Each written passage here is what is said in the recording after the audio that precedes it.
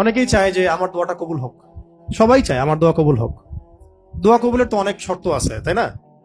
অনেকগুলো আমল আছে, শর্ত আছে, অনেক সময় আছে, এগুলো মোটামুটি আপনারা জানেন। তো একটা বিষয় আমি বলছি আজকে, একটা দোয়া আছে যে দোয়াটা, যে কথাগুলো দোয়ার শুরুতে বললে এই দোয়াগুলো কবুল হবে ইনশাল্লাহ, এই বিষয়ে আপনি নিশ্চিত থাকতে পারেন।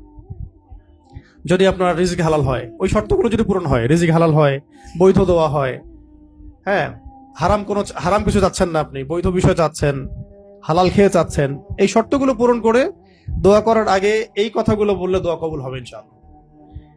আমি তো আর বলতে পারবো না 100% কবুল হবে, এটা তো আমার পক্ষে বলা সম্ভব না।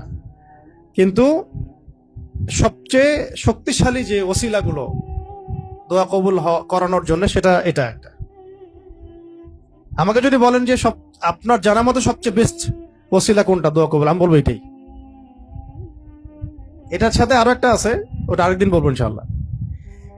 সেটা হচ্ছে আপনি আল্লাহ রাব্বুল আলামিনের এই একত্ববাদের ওসিলা দিয়ে দোয়া করবেন। আল্লাহ পাকের এই তাওহীদের ওসিলা দিয়ে, একত্ববাদের ওসিলা দিয়ে দোয়া করবেন। এইভাবে বলা, পরে শুনে আপনারা মুখস্থ করে নিয়েন।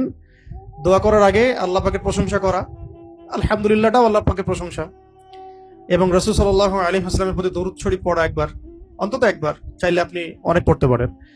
এরপরে যে বিষয়টা আপনি চাচ্ছেন তার আগে বলা যে আল্লাহুম্মা ইন্নী আসআলুকা বিআন্নী, আগে বলে নেই, আল্লাহুম্মা ইন্নী আসআলুকা বিআন্নী আশহাদু আন্নাকা আনতাল্লাহ লা ইলাহা ইল্লা আনত আল আহাদ আস-সামাদ আল্লাযী লাম ইয়ালিদ ওয়া লাম ইউলাদ ওয়া লাম ইয়াকুল লাহু কুফুয়ান আহাদ। সূরা ইখলাস যে জানে সে এটা সহজেই বলতে পারবে।